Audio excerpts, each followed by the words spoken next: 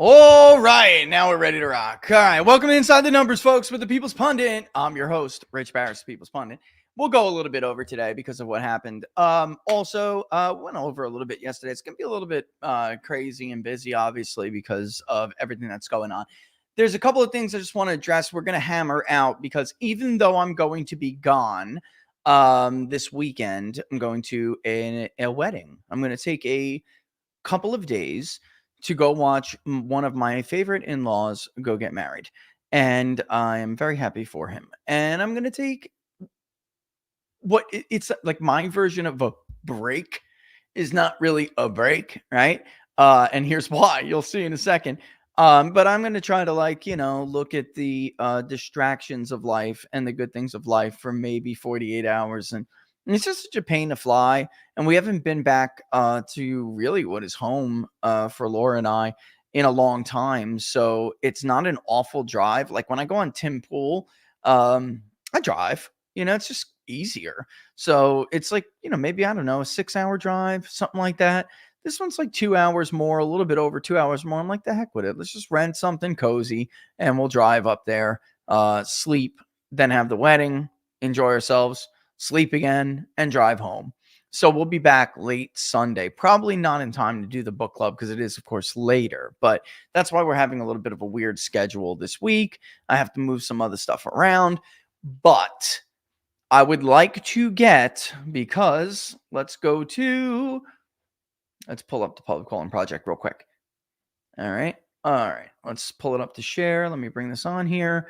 I would like to prepare, and I have one very trusted employee. For those of you who have never spoken to anybody who works for me, I'm a micromanager, and I don't like anyone to do anything when it comes to the polling that I have been accustomed to doing.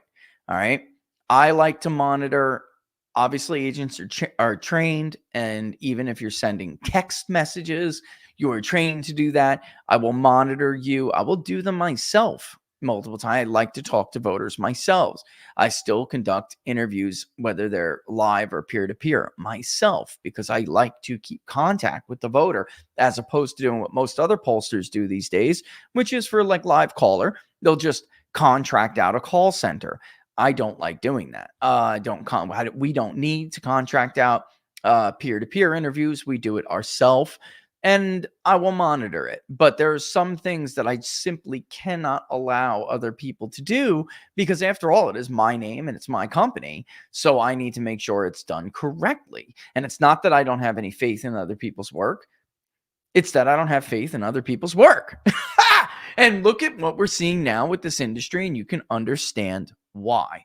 All right, so here's the Public Polling Project. I told you that we would poll in the rears if it was funding rather robust, let's say, right? This is the poll that we conducted going into the summer, and as you can see, it is funded. This is the poll that we conducted that was released just 2 weeks ago? All right, which, by the way, keep that in mind, that this poll was released 2 weeks ago, because we're going to talk about something that's relevant with that in a second. And I told you that if it was funding, I would poll in the rears and watch it get funded, and we'll put up the money for it.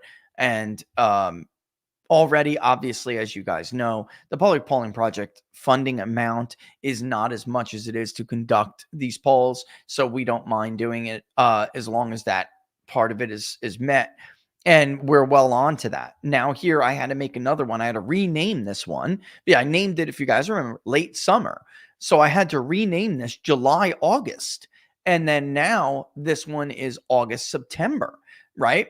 Because that's when this was the funding period for that. This is the funding period for this. We're now on August 14th. This was released, August 2nd or 3rd. Most of the field work was conducted early in the month of August. That is very important, considering what we're going to talk about in a minute. I'm stressing this on purpose. All right. But in any event, I had to call this one August, September, and it's already 12% funded with 12 donations. So as you can tell, I mean, they're robust, you can see that's obviously averages out, but you can always put anonymous. And for folks, I keep forgetting to mention this. I used to mention this all the time in 2020. You can still write anonymous. You don't have to put your name up there and still give me direction. What do I mean by that? There's a box for you to comment in. You can give me suggestions. You can most people just say, hey, great work, keep up the great work, or something like that. But you can give me your feedback and I read every single one of them. All right. But you can do that and still be anonymous. There's some people out there I know that don't do it because they're worried that they're going to have to put their name in. You don't have to. The feedback will be public, but the name themselves will be anonymous. I'm like, see what I'm talking about? Like, I'm telling you, I can barely move without getting a donation. This is great. Okay, so we're there. And because we're already, what does it say now? I got to refresh it because there's a couple of them that just came in. But let's say it's 15% funded. It's Wednesday. So by the weekend, we'll be well on our way. We probably will not make it to the next weekend before this project is funded already. So that's why I said we'll poll in the rears until it does. And that will allow us to be bi-weekly. Wouldn't it be great if we were bi-weekly? The election is in relative terms, in modern American politics, the time frames of modern American politics, the election is right around the corner. These polls, at least for other people, other organizations, the media, in order to push their narratives, they will be polling at the very least monthly, if not bi-weekly or weekly. All right. One of the other ones that is a more frequent poll, which is the YouGov Economist poll. And Robert and I talked a little bit about them yesterday. All right. Same data set, all those different organizations, and they make it out like it's a different poll or something, or a different source data set. It is not. It can be technically fielded during different days, but it's the same panel, same data set.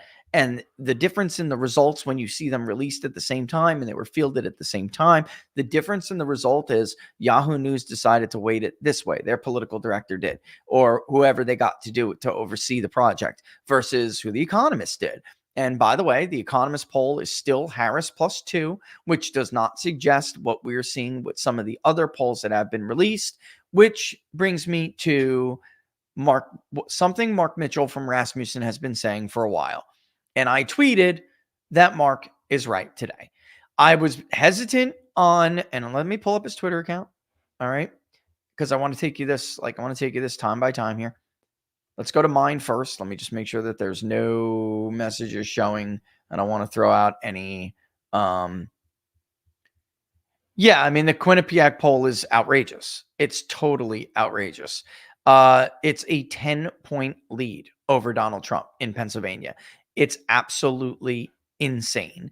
And by the way, it doesn't show starting to look like a blowout, he says. I can show you guys the leaked poll if you want. Did they release it already or no?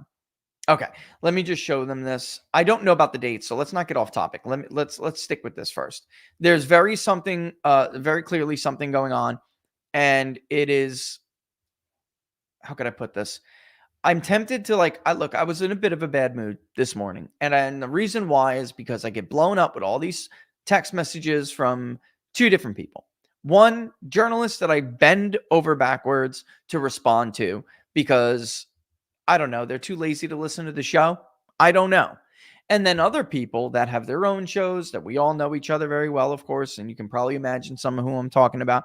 And they constantly want like a reaction when they could just listen to the show. If you were paying attention to the show, none of this would be surprising to you at all. I told these people not to hype when the polls look good for their guy because you're making it worse. And when they pull this little switcheroo, as Rui said, when they pull this little switcheroo and they start to F you on narrative, you're going to look really stupid and you're not going to look credible when you go to criticize them. All right. A 10-point lead in Pennsylvania is ridiculous. The polls that are out that are more recent suggest that the race is basically even. YouGov is an even race. A Harris +2 is a narrow loss in the Electoral College. So, JPL Partners, by the way, they poll for, I believe it's the Daily Mail. They actually had their national poll released. It's a big media poll. It's one that the American media doesn't love, though. They're not in the cool crowd. So even though everyone knows who JPL is, they don't push it that much, which is part of this like construct that we talked about that they create. And if you're not in the cool club, you don't get in that construct. That was a recently conducted and fielded poll. All right. I mean, the last interview was not even 48 hours ago. And they crunched it, put it out, and they actually had almost identical to the CNBC numbers. All right. Bear with me. Stick with me here. Mark Mitchell from Rasmussen Reports had been criticizing polling and putting up these charts, which I'm going to show you in a second. And I wrote back today that Mark Mitchell was right. This practice of withholding stale polling, I gave it time to see if it would work out. I'm always trying to give people the benefit of the doubt, even though I live very much in a Rush Limbaugh-like worldview. The media is inherently biased and dishonest. All right. They become more so over time, and they're now just corrupt. If you're going to become a partner with them as a pollster, there is almost no way that that corruption doesn't rub off on you, or those influences don't rub off on you. I've only ever polled for 2 media outlets, and both times I refused. I mean, I which flatly went into the discussions telling them that this show is going to be run the way that I run my polling. And that's it. So if you have a problem with that, then we're not going to do this little partnership. It has always been like that. Don't ever ask me to hold data.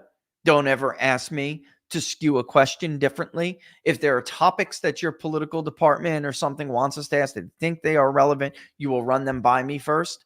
I will formulate the question in the manner of which I think is credible way to ask people that question, and that's it. And if there's ever going to be a problem with that, you can kiss my ass and we're not going to do business. It's that simple. I wish everybody was like that, but they're not. And I know they're not. The withholding of stale data is a cardinal sin in public polling. All right. Polling, as I'm sure if you have, maybe you don't, it's not fresh in your mind, but I'm going to refresh everybody. Polling is a snapshot in time.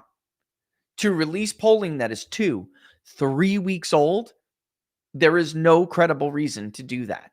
There is only one reason to do it, and that is for some form of narrative benefit. If you conducted battleground state polling, Cook Political Report, 2 weeks ago, your polls should have came out a little under 2 weeks ago. There is zero legitimate, credible reason to withhold them that long. Morning Consult has now done the same thing 3 times.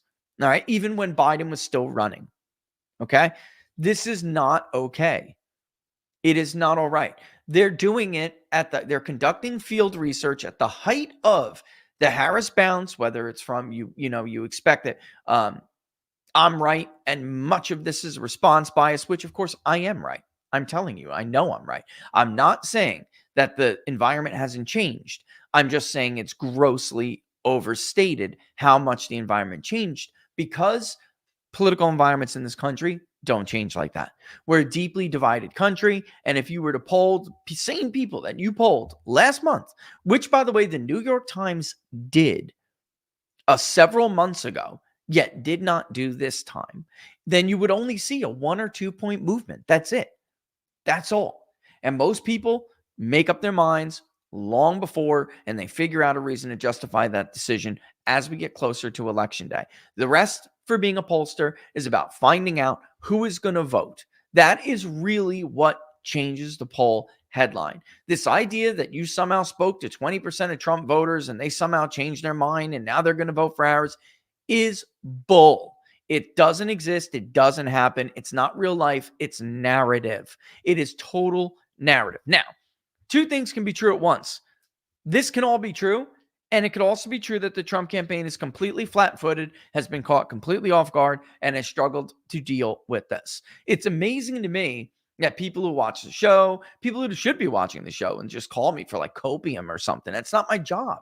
My job is to not provide you copium because you were too lazy not to watch the show. All right. They really didn't understand how to react. And that's amazing to me. It's amazing to me that I still get these kinds of messages because it's like, I don't even know what election this is anymore, folks. And I'm starting to wonder, like, are we really going to go through this every 2 and 4 years? When are you going to learn? Not like you specifically, but like these people. And there's a lot of them. When are they going to learn? I honestly don't know how Rush did it for as many years as he did, trying to explain how the drive-by works. If you think Quinnipiac is an honest pollster, you're an idiot. The Monmouth poll that just got put out today, which I believe is like Harris +4, Harris +5 or something, which for them is a defendable result considering they're one of the worst polls out there. They had Terry McAuliffe beating Glenn Youngkin for the governorship in Virginia. They had Joe Biden winning the Iowa Democratic caucuses in 2020. There are countless awful polls from Monmouth, but because some shitty website that hasn't predicted an election in forever, it rates it an A+, you get all shaky in your boots, and suddenly everything we've taught you and explained to you goes out the window. That's got to stop. And by the way, I mean, you have these kind of people on, then you can't later bitch about polls being used as propaganda. I'm looking at you, one woman who used to work at Fox News who now has her own podcast and is out there constantly saying how they're used for propaganda. Well, you just had the biggest propaganda on in this industry on your show. So are you later going to complain that when you see the Biden plus the Harris +10s and 17s and 15s in these states and nationally, when that comes out, are you going to complain? You just contributed to it greatly. And one of the things Mark immediately found out that supports this idea that this is astroturfed narrative nonsense, but it doesn't mean they can't make narrative reality. And that's what I think a lot of people on the right aren't understanding. They can. That's actually why they do it. That and you fall for it all the time. That's why they do it. Anyway, Mark, you could see, quote tweeted me here. And I said there's no legitimate reason to hold polling data for 2 weeks. Sorry, there just isn't. And then I wrote that he was right. Look at his chart. Okay? He's not talking about when the polls are released. He's talking about when the polls are fielded. When Trump was romping in the polls, and he was very clearly the favorite, you could see a polling disappearing act. And this is something, if you've been following us since the days we had Tim Anderson on Inside the Numbers to talk about economy, you know we've been over this before. We've been talking about this and making charts like this for 10 years. I think it's the first chart I made to prove this was 10 years ago during the 2014 midterm elections. When the narrative does not suit the Democratic Party, the polling vanishes. When the narrative does, the polling surges. Now look at where he has a question mark. On the days where some of these other polls that are being conducted, JPL and others, passed what is likely past the Harris response bias bounce, there hasn't been shit. The polls you're seeing from Click Politico report today, bombshell, headlines everywhere. Those polls were conducted weeks ago. You're just seeing them now. Now, of course, on cue, pun intended, right on cue, Quinnipiac comes out with their ridiculous numbers to drown out the other more realistic numbers that show probably a more likely state of the race, which is that Harris has momentum because of the AstroTurf, and because the Trump campaign doesn't know how to deal with it. But the race is certainly not a runaway race. And by the way, even that Quinnipiac Biden Harris +10 is still an underperformance for Kamala Harris in that poll in the state of Pennsylvania. Quinnipiac had Biden winning Georgia by 8 points. Quinnipiac had Biden up in both Iowa and Ohio. Quinnipiac had Florida going to Biden by 6 points. Florida Atlantic University, which was released today for some reason, even though it was conducted 6 days ago, released today, shows the gap is closing in Florida.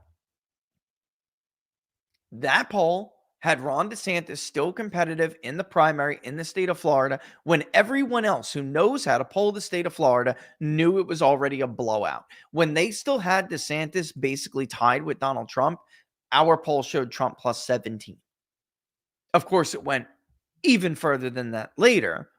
There's a well-known and well-respected Republican pollster in the state of Florida. When that poll came out, he was like, "Oh my God, bro, didn't you just poll Florida? What are you seeing here? How could they possibly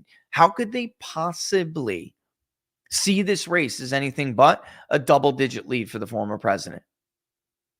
We went over each other's stuff. I don't know whether it's just garbage or not. I'm not in the room. I don't know whether they're doing this on purpose or not. I'm not in the room. Some of them I know and do believe that they do it on purpose. Like Quinnipiac, we flatly caught in 2020 regurgitating a sample in Ohio. They pretended they repolled Ohio. The first poll that they had was Biden +5. Then a few days later, another poll came out. They said they re-entered the field. It was a little bit more than the original data set, maybe another 150 responses larger than the original data set. And they took away a little bit of Biden's lead, but they still had Biden ahead in the state of Ohio. I called bullshit. It was the same data set. They just re-interviewed another 150 people a day or two later, and they smashed it together with the original data set and claimed that it was a new poll. It wasn't. So I know some people are just actively full of shit and they do it on purpose. I just can't say that about everybody. The only thing I can tell you is that for certainty is that we do this every 4 years. I don't understand how people aren't hip to this yet. All I can tell you is that Mark is right. For some reason, everybody raced to get into the field during a certain period that benefited a certain party. And now most of the polling that you are seeing being released, is actually old, stale polling. So when is polling old and stale? When is it too old? That can depend greatly on the time that we're like kind of living in. Like, how could I put it?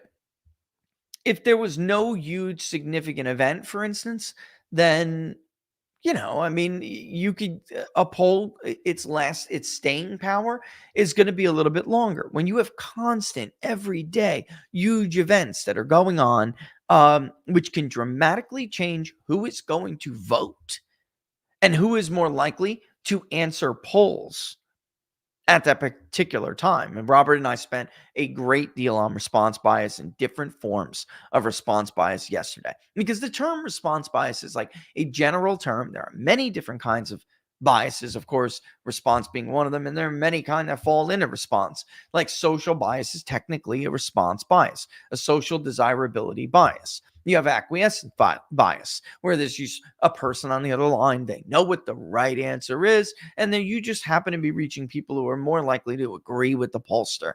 Maybe you worded a question in a way that gave them a cue. Yeah, I know I'm supposed to be voting for Harris.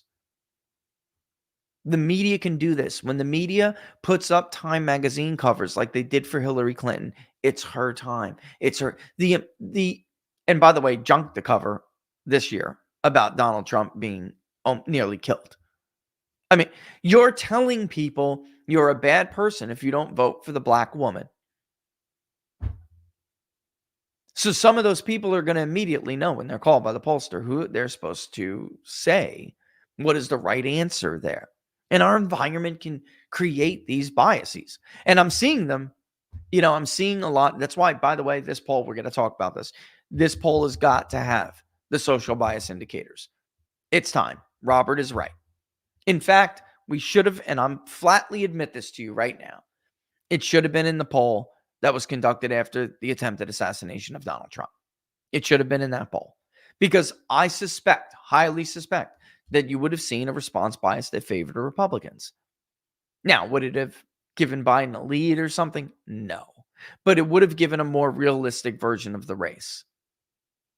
The fact that we can see some of the very same things occurring in these polls that we saw in 2020 is very, very, very telling. For instance, in the YouGov poll, you can see their male sample getting more liberal. You can see it. This happened to them in 2020, and I kid you not, at this point, in the 2020 presidential election cycle, they had Donald Trump and Joe Biden tied with male voters. Now, Trump is still up with men in the poll that they had with Harris, You might have noticed the top line in the Economist poll did not change. It is Harris +2. It was Harris +2 last week, which again is a narrow loss for Kamala Harris in the Electoral College. Well, maybe not so narrow, but narrow by vote, maybe not narrow by Electoral College count. Now, is that real? Or is that just part of the artifact of their poll? Because Donald Trump didn't tie Joe Biden with the mail vote in 2020. And yet Harris is still down. And Trump is doing better with women. Why? Because their poll in August was Biden +10, like the Quinnipiac poll. So don't only fall into the trap of looking at people's final polls. You also look at how they deliver the narrative throughout the election cycle. Quinnipiac is one of the biggest violators. They will try to tighten it a little bit so they can attempt to defend their record after the election when they're wrong, but they will make these ridiculous numbers like you're going to see today in Pennsylvania. I know you guys haven't seen it publicly yet. It's not out yet, but it has been leaked. I mean, I could show it to you. Let me see here.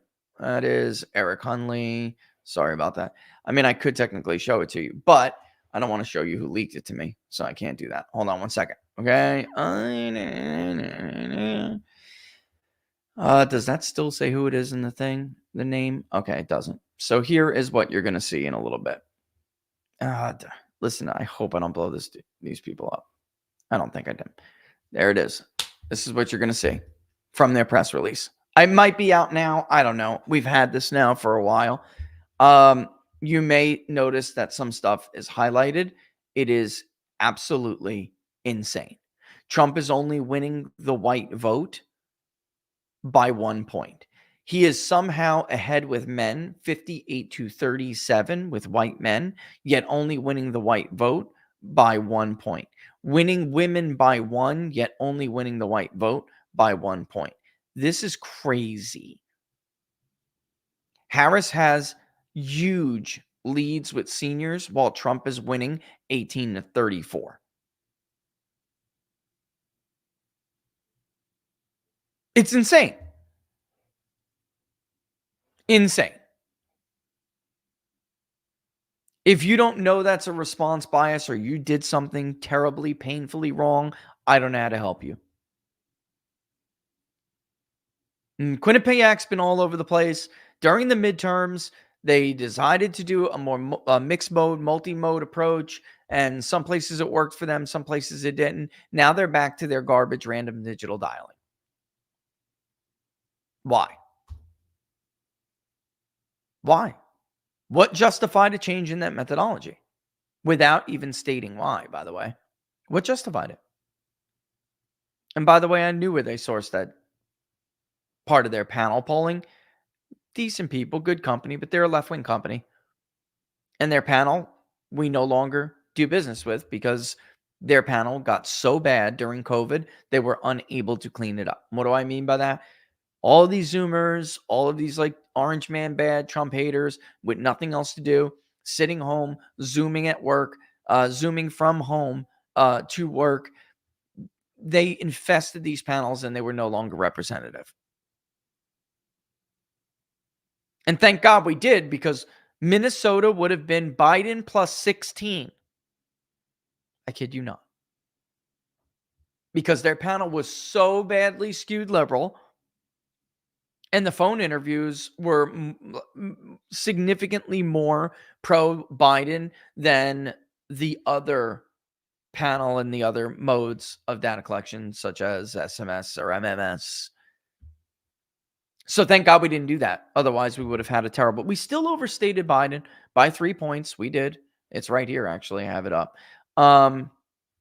We overstated Biden by 3 points. We had Biden up by Biden +10. Click on the crosstabs. It was Biden 50.1 to... That's like 10 on the dot. Biden 50.1, Trump 40.9.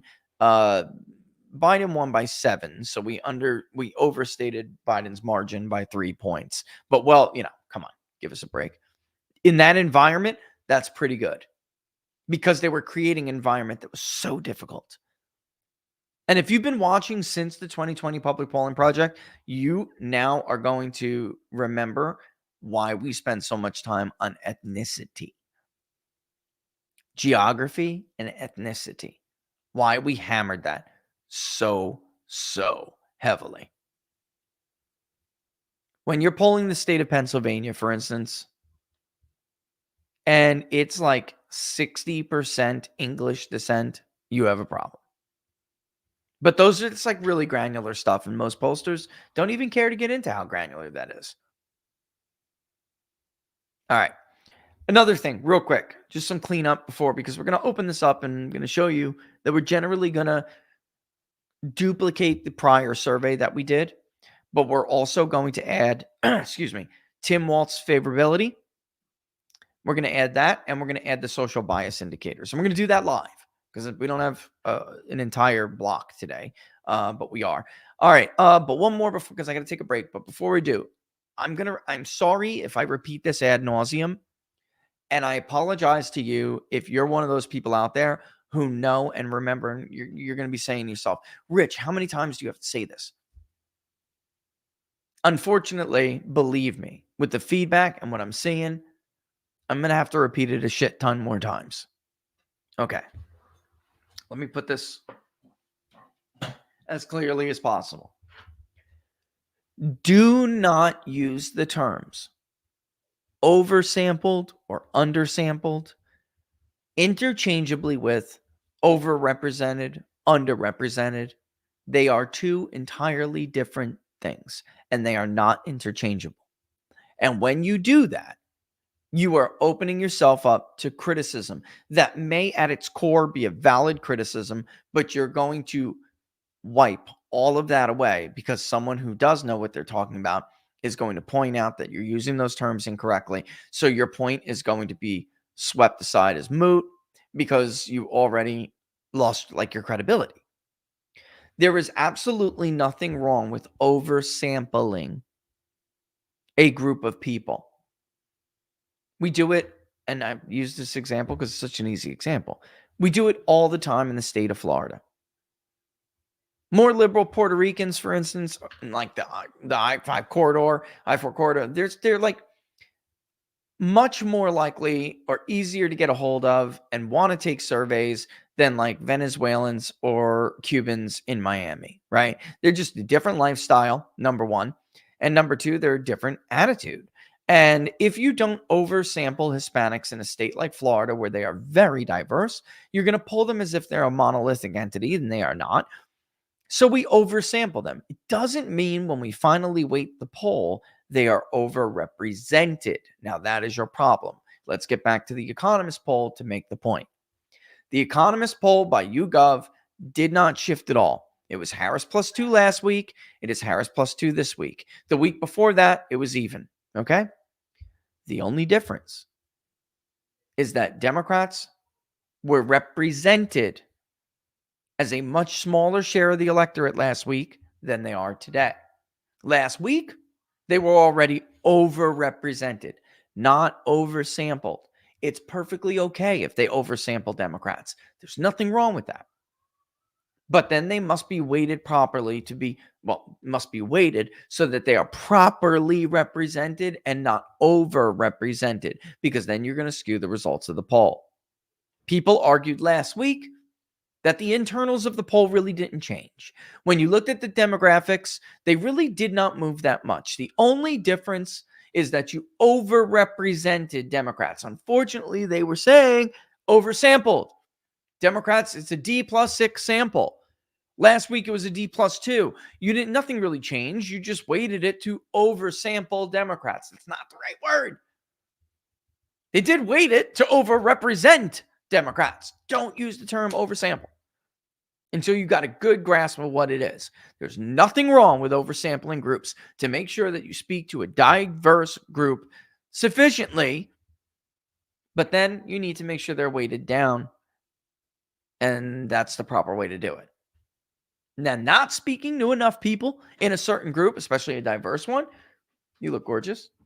Not speaking to a diverse group, where are you going? You leaving? Yeah, banned. Oh my God. When do you think I stop? I don't stop. I just keep going. What about my dry cleaning? In after band, that's next. Yay! It's never going to come back in time. Yes, it will. We'll see. I'll bet you. I'm not a betting man, but I'll bet you. Anyway, when you don't speak to enough people and you have to wait up, you have to wait to compensate. Remember that? We used to say that years ago. Bigger is better in polling. Remember? I steer away from doing that because Laura said some people don't really appreciate it, but it worked. You'll remember it.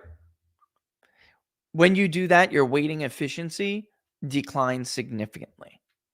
And if you're seriously trying to tell people with a 95% confidence, this is the result, 19 out of 20 simulations, then you cannot have a waiting efficiency that's like in the 80s, which is what Monmouth and others are notorious for doing, by the way.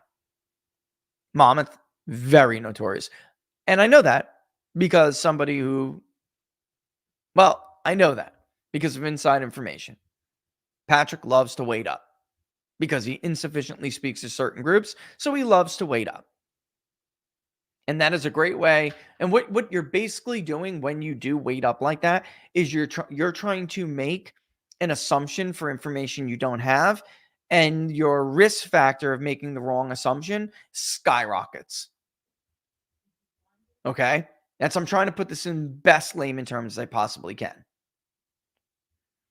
And as they said, Patrick loves to put his thumb on the scale. Not my quote, theirs. All right, so McAuliffe +3. You end up looking stupid. All right. So we'll get more into that in a second. I really want to spend a lot of time because there's only so much I can do and tell people these are the games they play. This is what they do. And then the rest of the time is, I learned this in 2020. It's just more productive to spend time on doing work that, we think is high quality and focus on that. Because when I poll, that's why I hate it when people bombard me with other people's polls. I like to put my head down and just do my own work. I don't want to be even giving the chance to be influenced by something someone else is doing, especially during the stupid season, because this isn't the silly season. This is the stupid season in many different forms. If you release data that's over 2 weeks old, you think people are stupid.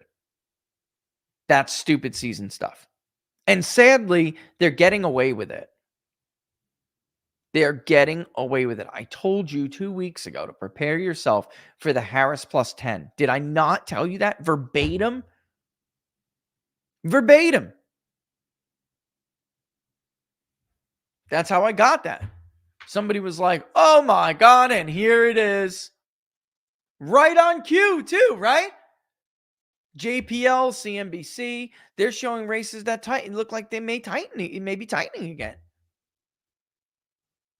Well, we can't have that. The New York Times poll just went back to their 2020 antics. Can't have that. Again, Trump and Harris are not going to split the white vote in the Midwest. If you still need me to tell you that, then I don't know. I need a bigger microphone or something because shit is not breaking through. And there's nothing wrong with having some problems with subgroups. They tend to iron themselves out. I tell you this all the time. But when you have multiple red flags being shot up in the air or multiple flares going up, then obviously there's an issue. Doesn't matter anyway. The issue is still data is separate. There is no forgivable or there is no legitimate excuse to be doing what we're seeing pollsters do right now. They're taking the high moment and trying to project it onto now. And there's only one reason they would do that. They're trying to extend what they think was a period of momentum for Kamala Harris. Well, that, my friends, is propaganda. That's not public polling. That's public propaganda, period. You will never catch me doing something like that. It's dishonest, it's unethical, and it's just you're a disgrace. You're a disgrace. To George Gallup's vision, to the point of public polling, you're a friggin' disgrace. And some of them have been doing it forever. I meant to get the clip. I wanted to play the clip for you guys, but just know that there are some people out there who are just like, they see it. Matt and Robert run I think it's a weekly podcast, Pole Position, I think it's called, or something like that. Anyway, very cool. They had just jointly conducted their polls, which weren't great for Trump, but they were realistic. And everyone's like, oh, they're Trump pollsters. No, they're not. They're just not in the liberal crowd. Like, it's amazing how 90% of the industry can be liberals and everyone knows it. And somehow they're just totally credible, no matter what. If you're like even viewed to be someone on the right, like Robert, or you're just not a crazy liberal, then you're not credible because that's no other reason. One is allowed to hold different views. One is allowed to hold their own views.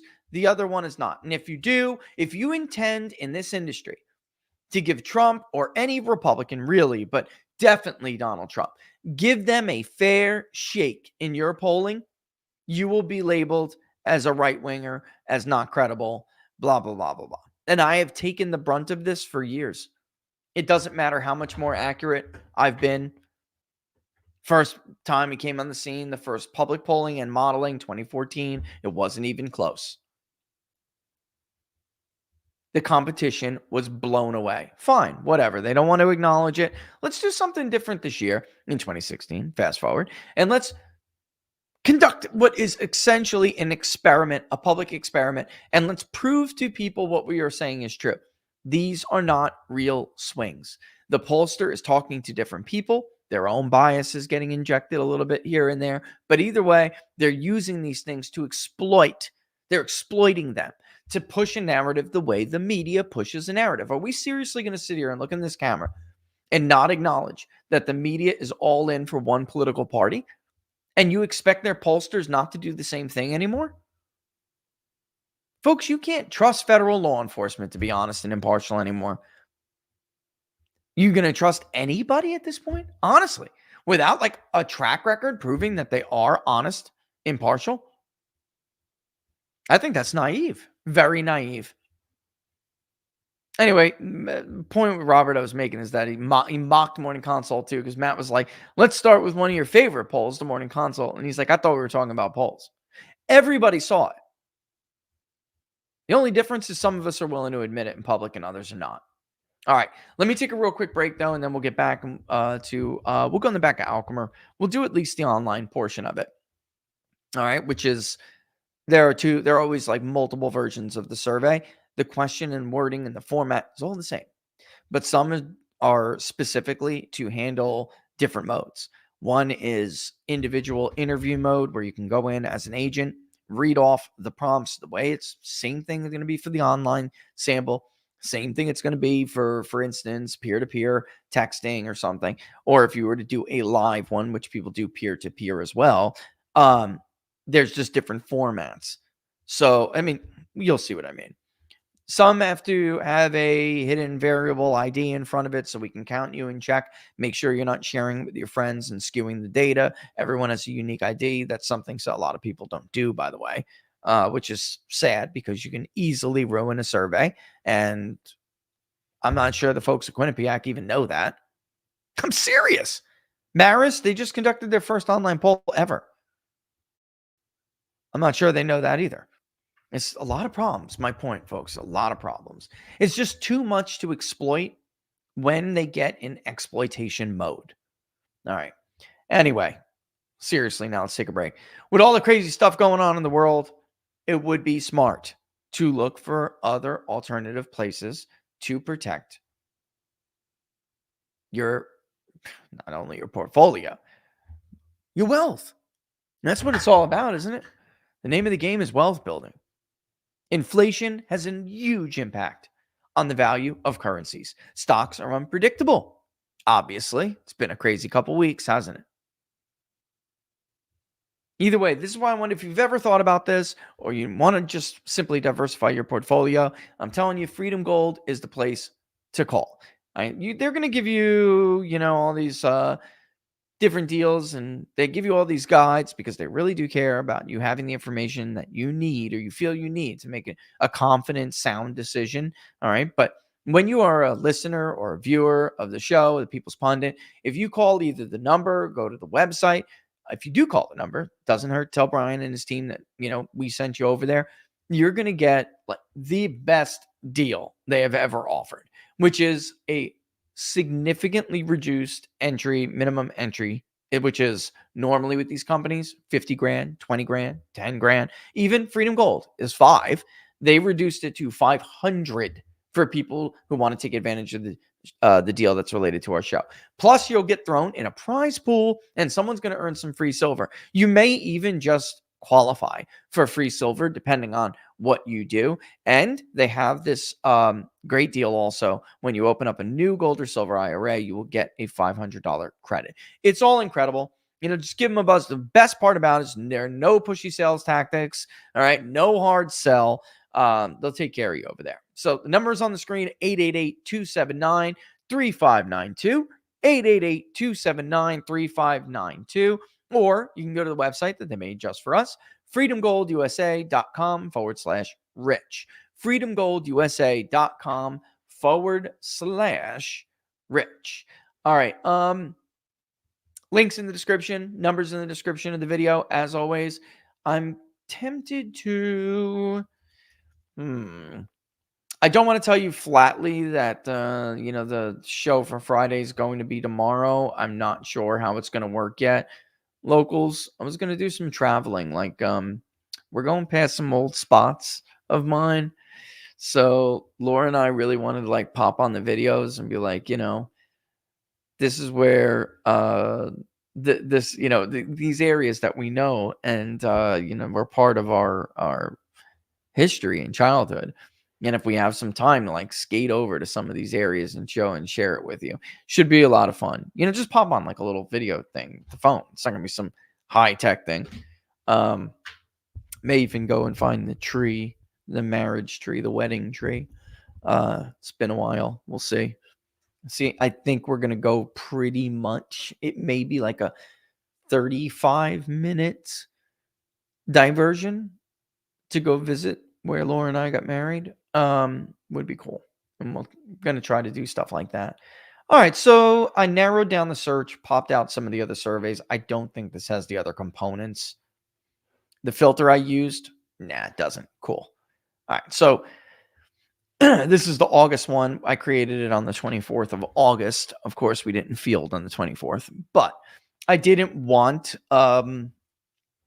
the phone one and everything. We're just going to duplicate one for now. All right. So this was the natural one. You could see with this one, we collected 3,098 total, which is actually really cool because what you can do is go into the report, which you would do here, and you can search by the name for the other versions, which are, let's say, the live caller version. Okay. Again, everything is in the same order. Everything is worded the same. The only thing different is we may want to capture, and now let me just give you a real world thing that's probably going to scare you a little bit, but let's do it. We may want, when we text you, to capture certain things about you. All right. So there, when you click on the link, you're passing information to us. I'm just being real with you guys. Okay. That we're allowed to take without your permission. A lot of that is, what are you using? What kind of device? Where are you? Where are you located? Okay. The phone number that's associated with it. Does it match the phone number? Does it match the address where you're claiming that you're registered and eligible to vote? There's a lot of really cool things that we can do to do what are called data appends, right?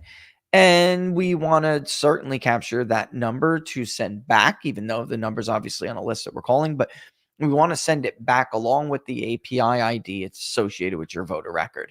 And there's obvious reasons why we want to do that. We may know certain things about you. We may not.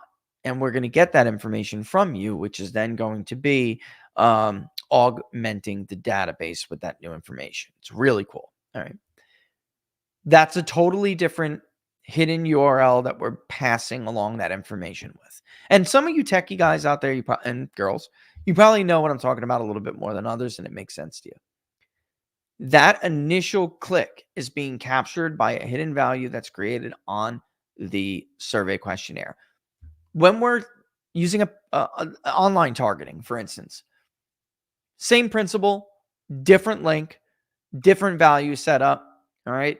And then for live caller, it doesn't technically need anything, but we still want that information associated with whatever phone number that you got. So the difference in that survey is simple. It's manual. That information is being collected initially, but the live call agent needs to manually input in the data that they're getting back from telecommunications. All right. And then peer to peer, it could go both ways. You could let the link, if they decide, hey, you know what, I'll take the interview, but do you mind if I just click the link and take it, and we don't have to go back and forth. That's cool, because then the live agent can mark it as an online collection and it will just do it automatically. Or not online, mark it as peer to peer and it'll do it automatically. They may have to use the manual format like a traditional live caller. But that's what I mean by different. There aren't different, like the wording is the same. The prompts are the same. The question format is the same. Randomization of answer choices, all the same. All right. The difference is really in all this other crazy survey data that we're collecting. All right. So here's the last one, for instance, 96% completion rate. Very good. All right. We're going to copy it. This time, we're not going to put dates in. Well, yeah, we will. What did I put on that form? September. It's already August 14th. So we'll do August 24 like this. What did the other one say? Let me just hold on one second. I can redo it. Oh, all right. Okay. We're going to do without a dash. Well, which one would you like to copy? We're going to do that. We're going to take the links because those links are what we were just talking about. And I'll even show it to you. All right. So we don't need all that. That's fine. All right. So what did we do right here? We simply took the online version of the survey we conducted last time, 2 weeks ago, and we cloned it. Why? Because most of the survey is going to be the same. There are things we're going to add to this survey. I don't think there'll be anything that we remove. I think we're going to need everything. I'm deciding whether or not we're going to add a leaner choice to the generic ballot. I think it's probably about time. That poll in New York's 3rd congressional district, it was, by the way, again, a freshly conducted poll. Republicans on the generic ballot, or on not generic, excuse me, on the name ballot, the Republican candidate is getting destroyed in New York 3 by nearly 20 points. The Republican candidate is down. It's ugly. It's a district that Joe Biden had carried by 10, and Donald Trump is performing some like 15 or 17 points better. So it's hard to tell whether or not that dynamic is going on if you're going to lean for the president, but not lean for anybody else. So I think we're going to wind up, it's already August 14th. In 2016, we leaned at this point for everybody. And if it was a state, because we were doing sub-samples of the national panel to append to state polling, if there is eventually state Senate races in some of these states, probably next poll, we're going to start to add that, even if it'll be generic. I mean, it technically doesn't have to be generic. I'm just not sure the sample size would be big enough. Okay, so here we are. Let's make it bigger so you can see it. Let me get a thing of water. She said, I'm busy. Can't get you the water. Well, I don't need water. I got a body armor. Let me get a body armor real quick. So there's the national voter screen. Let me show this to you real quick. So this is what I was talking about. Any pollster who, does online targeting, they know what this is. It's a hidden value. It's a URL variable that's being passed at the very beginning. The minute you click on this puppy, all right, you're getting this information, whatever information we know about you through the panel or through telecoms or whatever browser you may be on, we will begin to pass those values over to us. I know it's scary, right? I mean, how do you guys feel about that? It's kind of scary, right? So there you go. Basically, I didn't know there was a new CNN poll. Is there a new one, or is you just being facetious? But whatever, we'll get there. CNN had Trump up by 3 in their last poll. I wouldn't be surprised if they did shift it, but um, a 500 Mark, you're knocking it out of the park, brother. These last couple of weeks, 500 responses in Florida is bullshit. There is no way you can poll the state of Florida with 500 responses. It's trash. Absolute trash. Oh my God, what is ActiveVote doing? Their raw data is D plus 21. I never thought I would see numbers like this. You have got to be kidding me. That is absolutely, positively awful. Oh my God.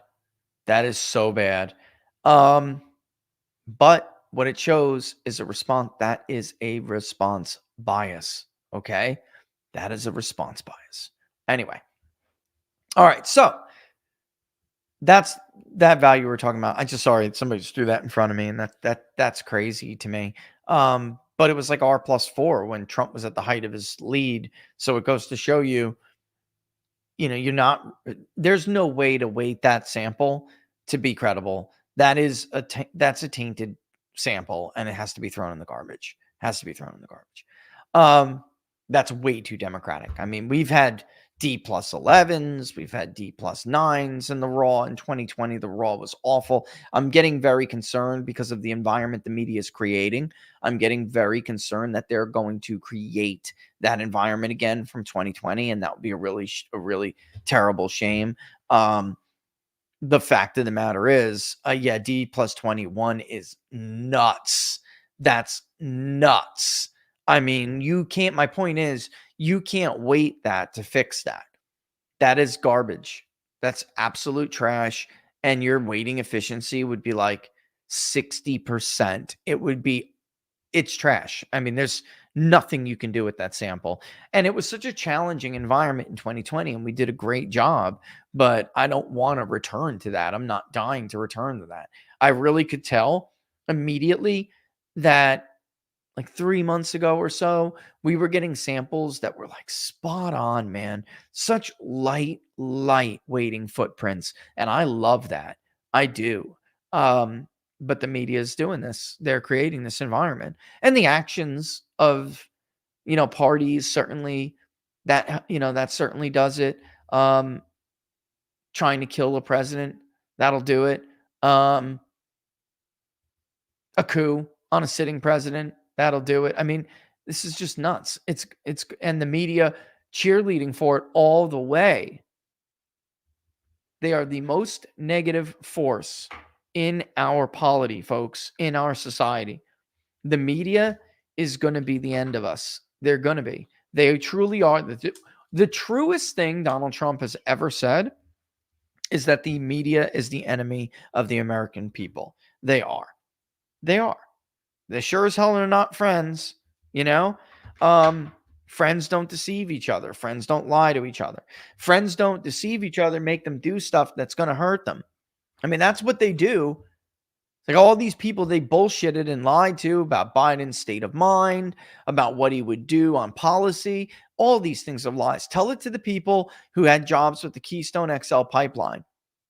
Many of those people voted for Biden because the media told them Biden still supported that. He was a moderate, we're looking out for the middle class guy.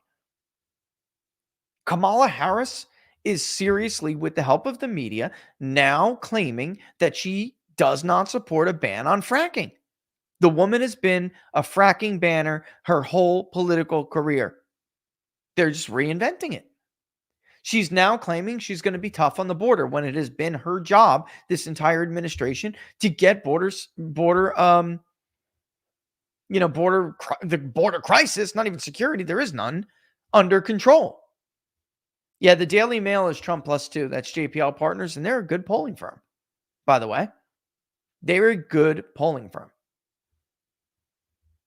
And that's how you know that that's probably ballpark the state of this race, somewhere between Trump +2 and Kamala +2, because the Quinnipiac poll is just out. Disgraceful. That's how you know that's the real state of the race, is somewhere between a Trump +2 and Kamala +2, because they basically are both defendable, done by people who have decent records. The tip poll is probably going to be like Harris +2, maybe, but you would notice that they're both within that same realm.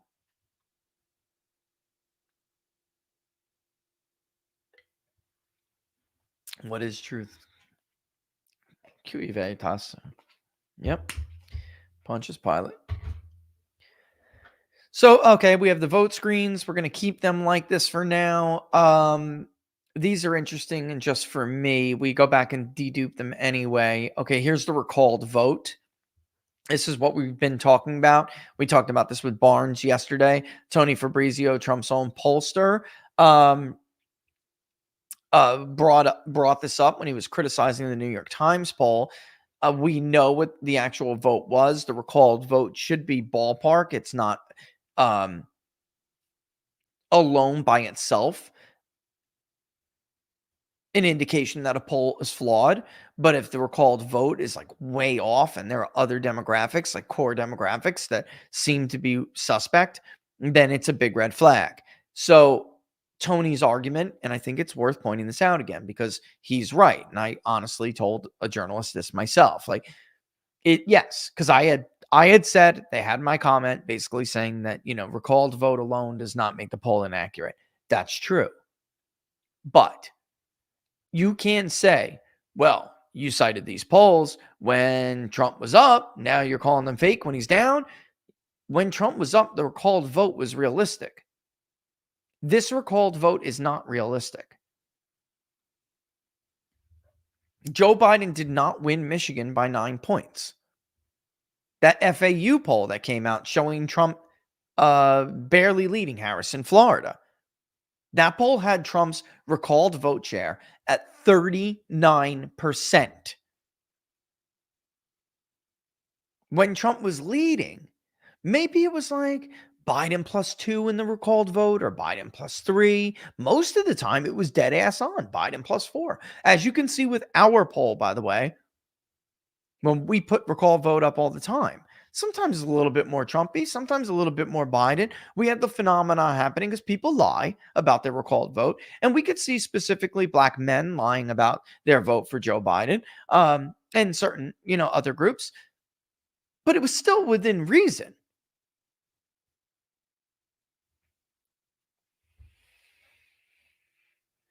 And for instance, our last poll, the raw went to Biden +7. So you could immediately see that you were talking to a more Democratic heavy group. The electorate was significantly more Democratic. We showed this on one of the odds yesterday, if you guys were watching. The month prior, our national poll was a little bit Republican, mostly largely even, but a little bit more Republican, which, by the way, is the indication of where the country is actually going. Voter registration, Gallup party identification. Identification, theoretically, should move first because it's more fluid, and then you should see the registration, which is more static, follow identification trends. That is, in fact, what has been happening, all until the switcheroo. And all of a sudden, the samples are getting more Democratic. But interestingly, registration and actual voting is not backing up what I am arguing is a response bias. North Carolina is still getting redder.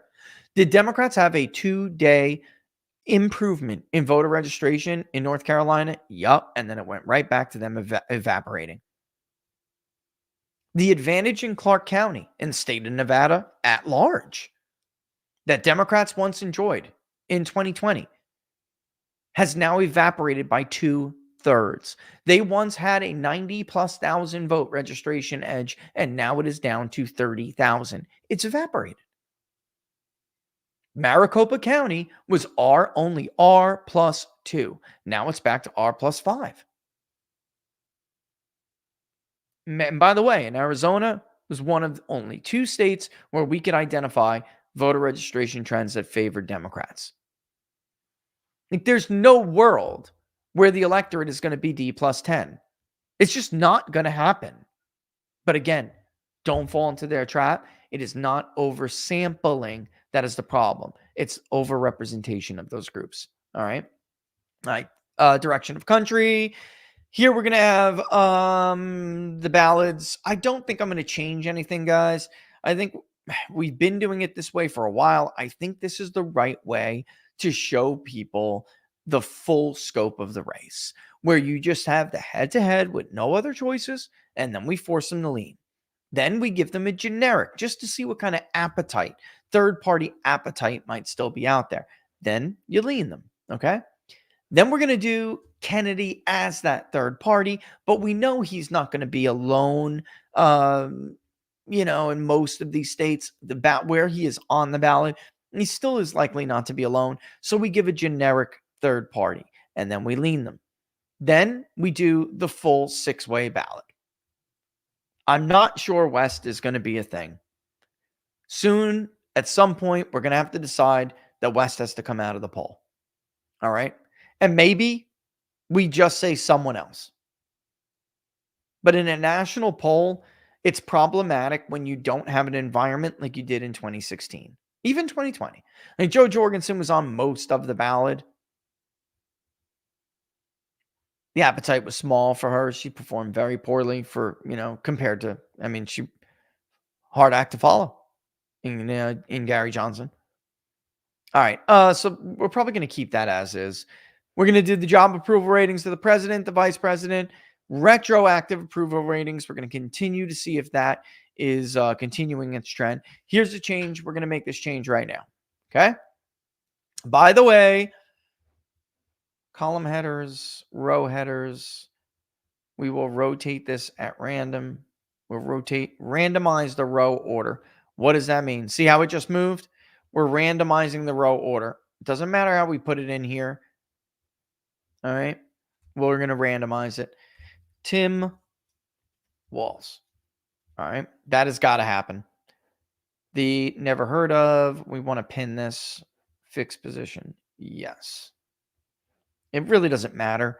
It's just now that we're randomizing stuff, I just want to make sure that it doesn't throw an incorrect order and then give somebody a prompt with crazy randomized headers. We don't need that. Only people who are going to be taking it online are going to see it as a matrix or grid, right? And this is, by the way, a radio grid button format.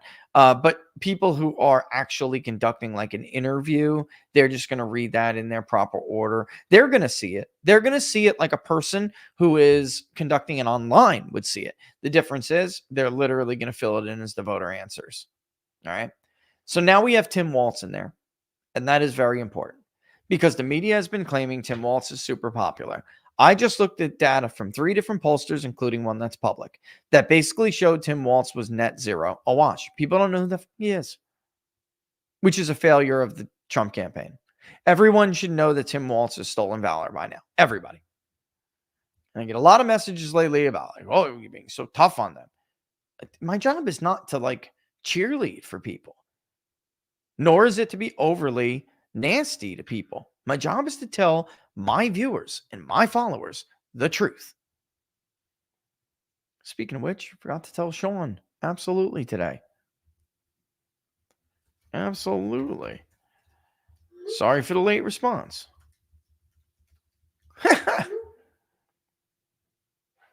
Yeah, so, whoops, I just messed that up.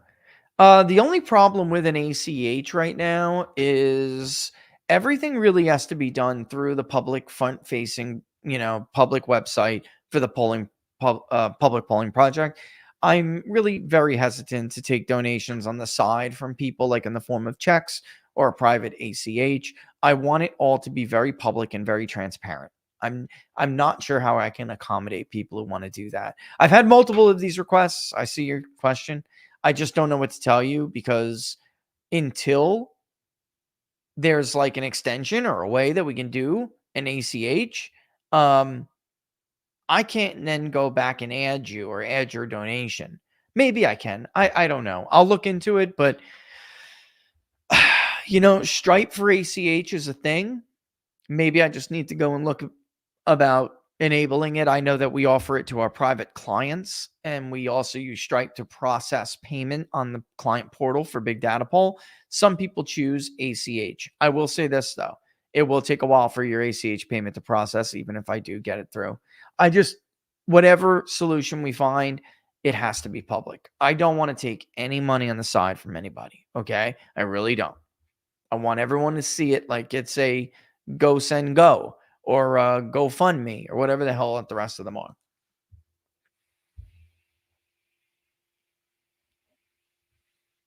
All right, so here's another one. We're going to lean this, okay? And where's my if you had to decide today format? 1 second. This is how we're going to word this. Get it from my question bank. Okay.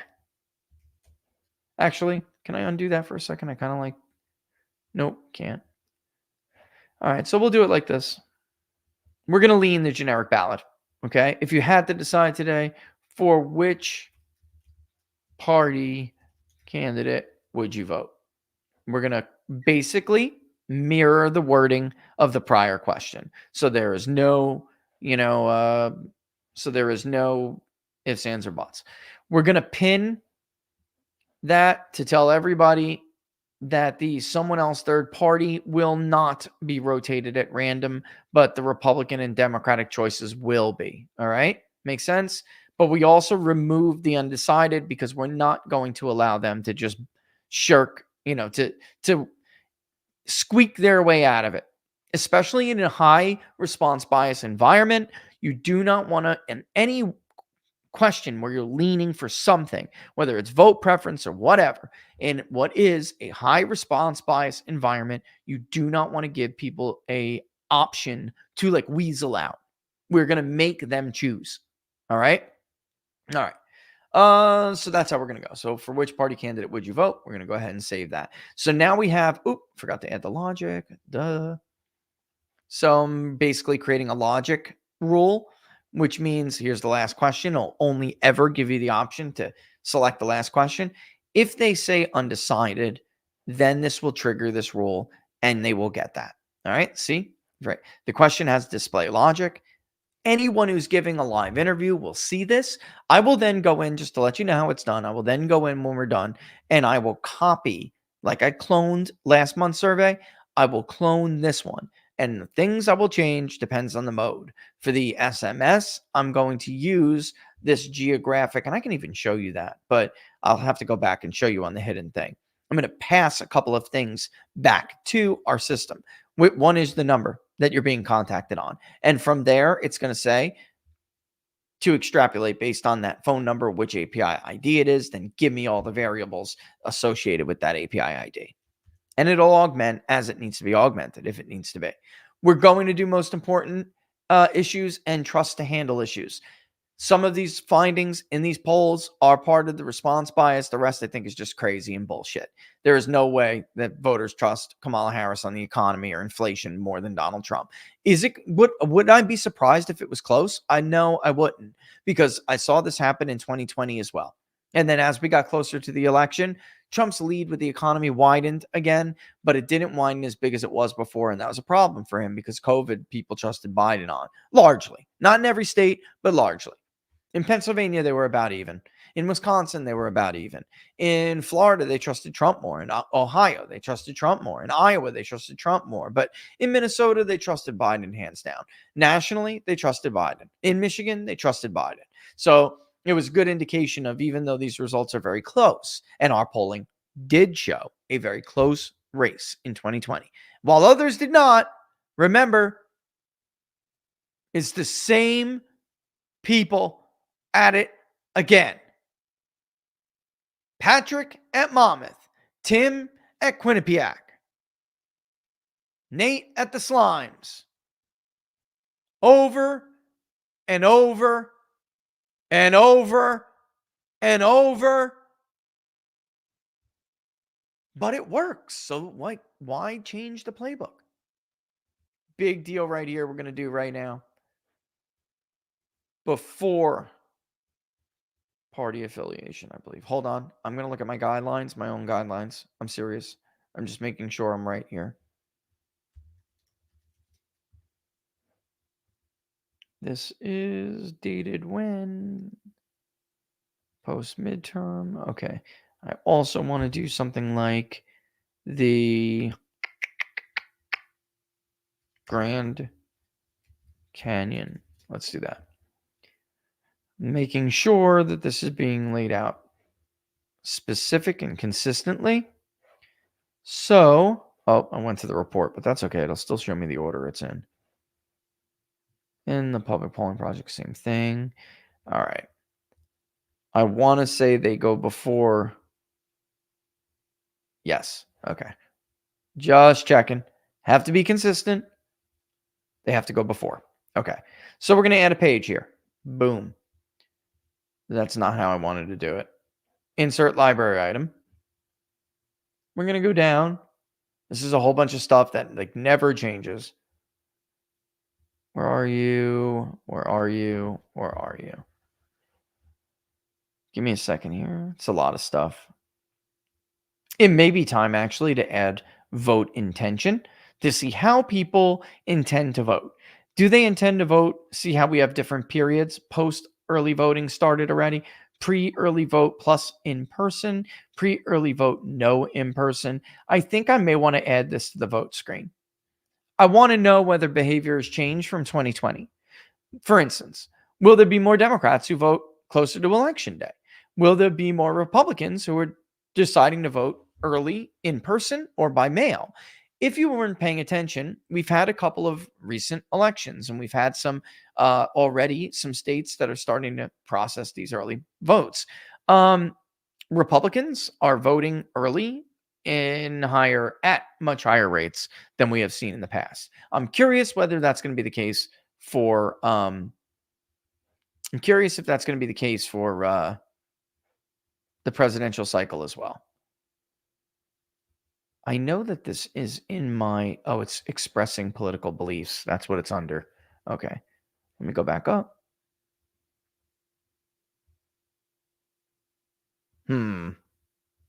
Comfortable expressing political beliefs. There they are.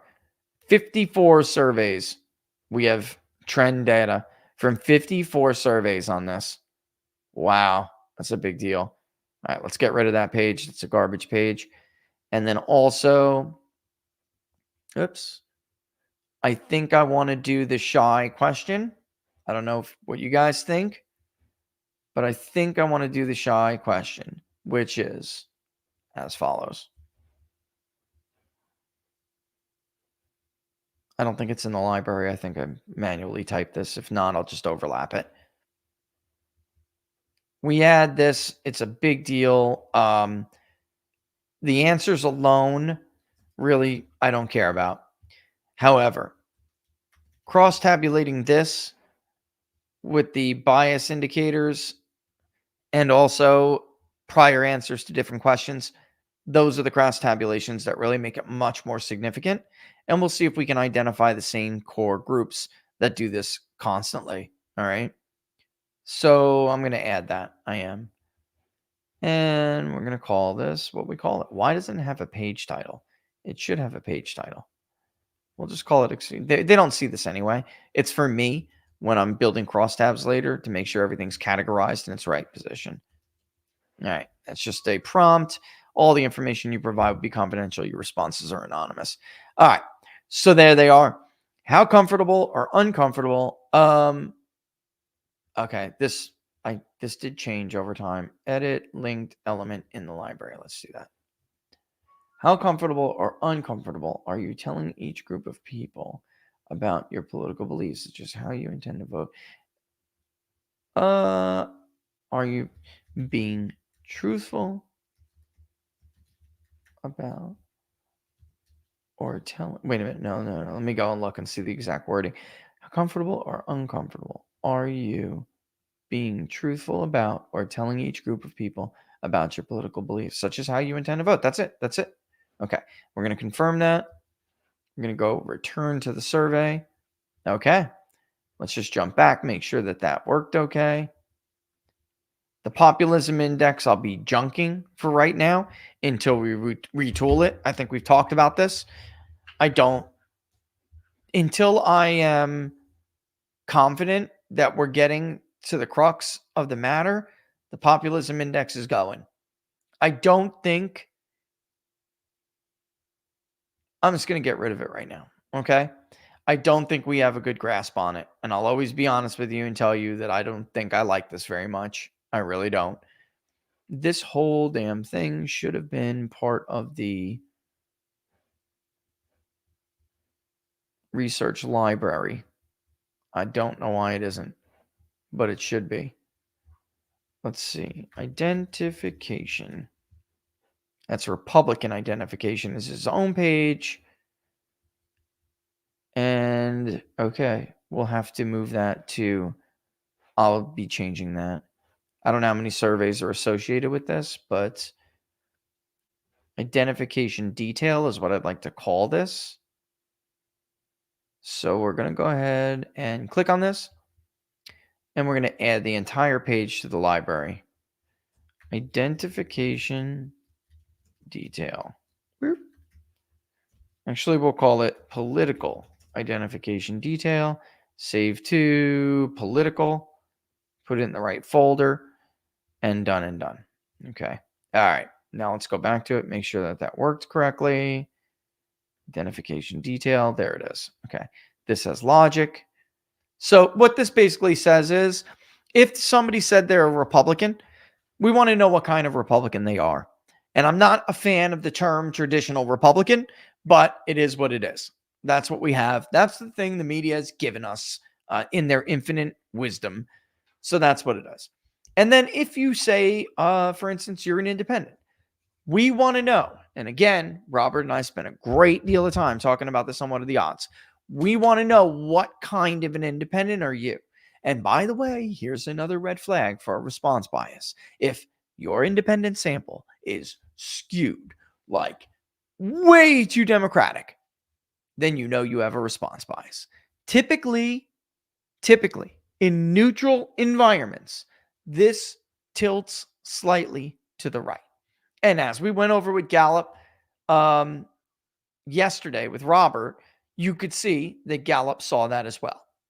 All right. Now, has it gone back and forth? Yeah. Before Obama was elected, man, the independents were like leaning Democrat by like 11 to 14 points, and not their preference. It was, listen, would you say your views are more closely aligned to the Republican Party, the Democratic Party, equally close to the Republican and Democratic Party, or share little in common with either? That's how we've always asked this.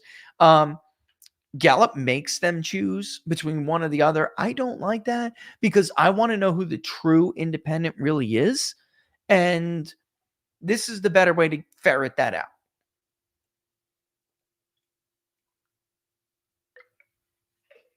If you give them a chance just to say again, oh no, I'm really an independent, they'll bullshit you. All right. So we want to know that. And that's the age detail. Now we're in the demographics. Here is when, in this day and in this environment, here is when our national origins or ethnicity demographics are going to be very, very important to us. Especially when we poll some of these battleground states.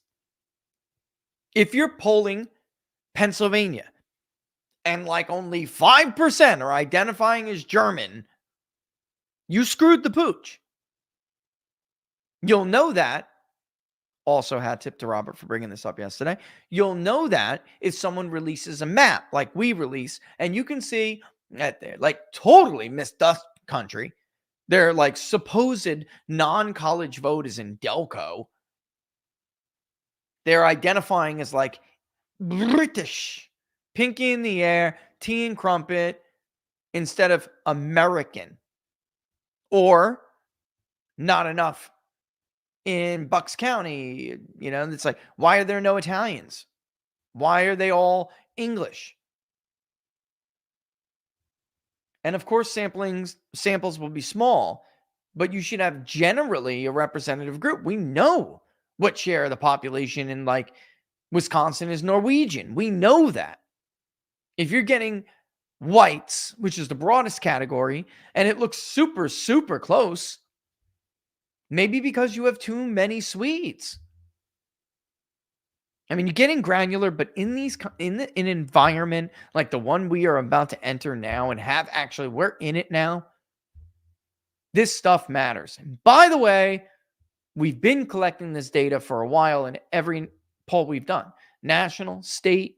This is why I said, even though the samples are small, each poll, I want to gather them up over the period of this cycle so we can then do like a regression on it.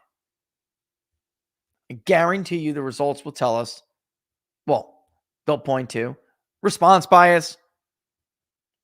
Guarantee. I know it's already 2:30 and we're way over our normal time. Let's hit some questions here. There's some really good ones I wanted to address real quick. I just built that survey super quick, but obviously I'm going to go over it and we're going to pull, make sure everything's all right.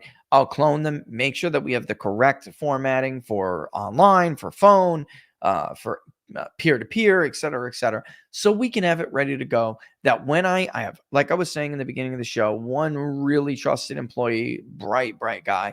I'm comfortable enough with as long as we get everything started and together, I'm comfortable with him being able to oversee the launching of the collection. And then I am going to be back before we are done collecting anyway, and I will be able to monitor whenever I want. So that is what we're going to do. All right. And then I will process the data, the raw data after it comes in. But this way we don't miss the weekend. Because if we do, I'm telling you, this poll is almost funded, or it's what now? Let's look, get an update. Not almost, but the poll we did before already is done. From the time we started this show until now, it went from 12% funded to 20% funded. If we wait until next weekend, this poll is going to be done, funded, and another one's going to be up already. At least I think and hope. So I don't want to do that. And because I think it's best, riskier, of course, on my part, but I think it's best to poll in the rears to stay more up to date. All right. So share far and wide, contribute, of course, still, but I think we need to launch this weekend. Right. And I think it's important to get back in the field as frequently as possible, because I used the analogy yesterday on what are the odds. Instead of just jumping in the pool and not knowing whether the water's going to be too hot or too cold, you constantly want to dip your toe in so there's no surprises.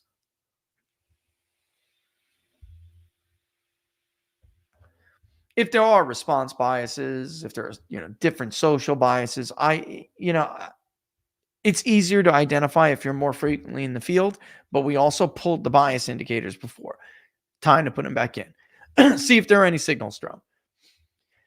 Welcome to the new members on both locals and YouTube, by the way. And if you like the videos, of course, like them, share them far and wide. Subscribe. If you're on YouTube, it would be great if you'd mosey on over to Rumble and give us a subscribe and a like there. It helps enormously when it comes to advertising and algorithms. Advertising and algorithms. 2 keys to a successful show, let me tell you.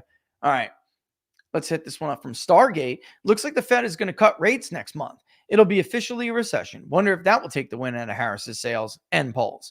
I'll tell you right now, Stargate, they're going to bullshit as long as they can bullshit. They're going to bullshit all through this convention, boy. You watch. And that is on my mind, the start of the convention and everything like that. It is, but I think it's more important to get in the field this weekend than anything else and worry about events. I really do. But right. So if his fake election model showed a neutral to fair election, why would the Fed need to run and cut rates? I mean, I don't know about you guys, but I'm just so absolutely over the gaslighting. I just wish we could go back to the days of like Jim Lehrer moderating debates, right? Pollsters caring more about being accurate than they are about getting the contract next year because they didn't push propaganda the way that they were asked to do. I mean, days when a pollster would never sit back and let the media client lie to their readers about their work. Post State of the Union, after the Harris switch. Those battleground polls were conducted before many of those interviews. I think 7 out of 10 of those interviews were conducted before Harris even forced Biden out of the race.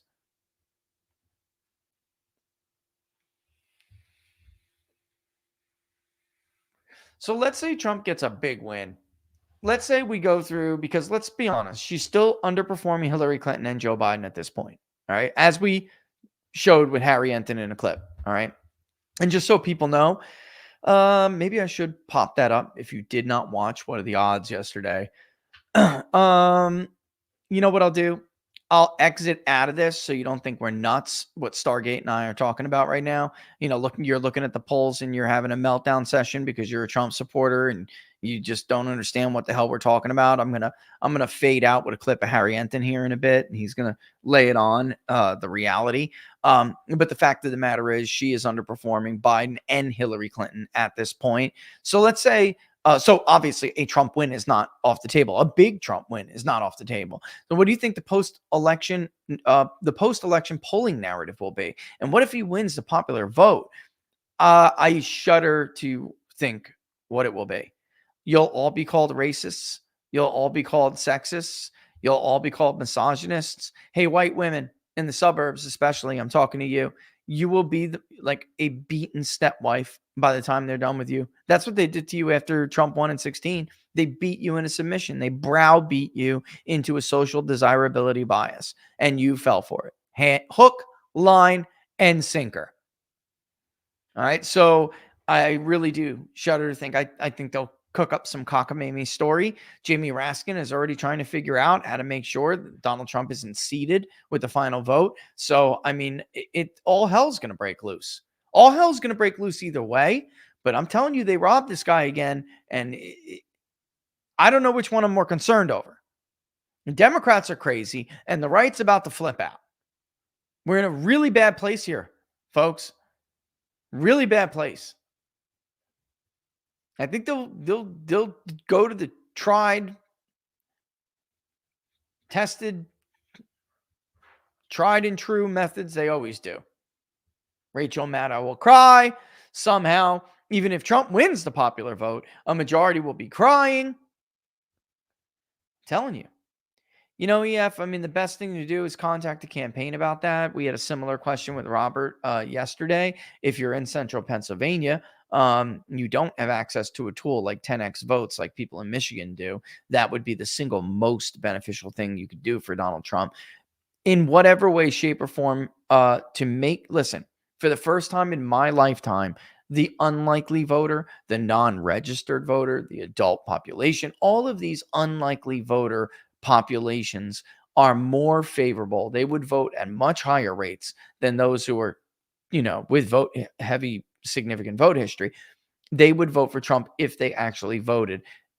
Trump supporters, and I mean, his own campaign should be doing this, but Trump supporters should be focusing extremely heavily on getting these people to the polls.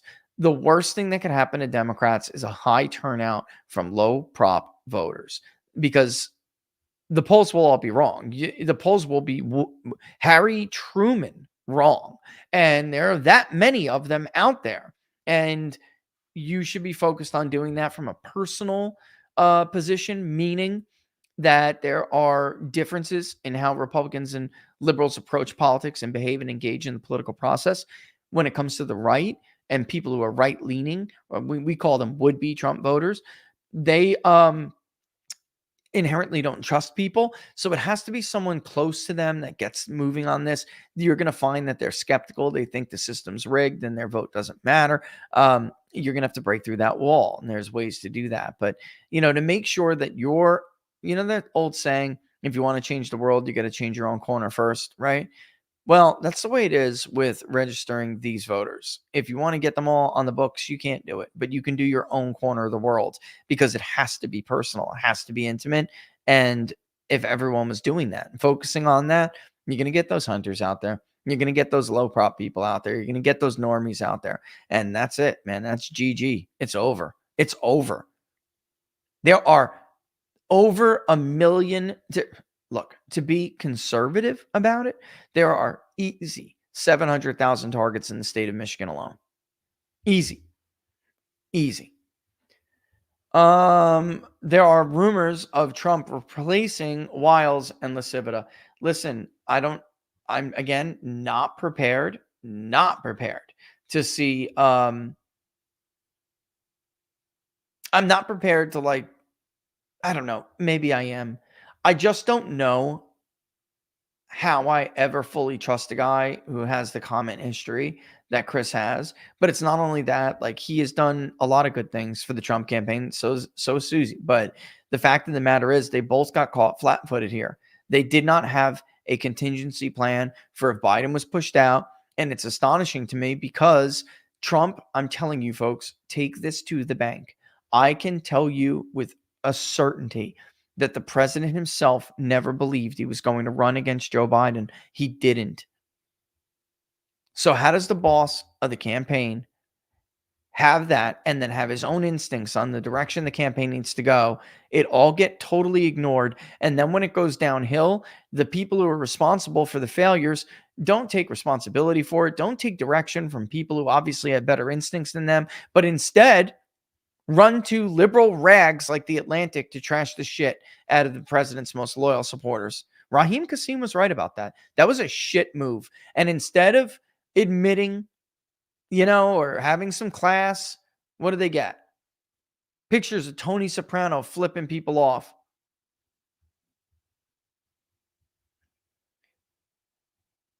And Pepper says, go for it. We love to see the videos. I'm telling you, I think you guys would love it. I'm going to be a little part of a story, really is. Maybe you'll see why the People's Pundit hears voices of, around the country that other pollsters don't hear. It'd be cool to show you guys some of that. It really would.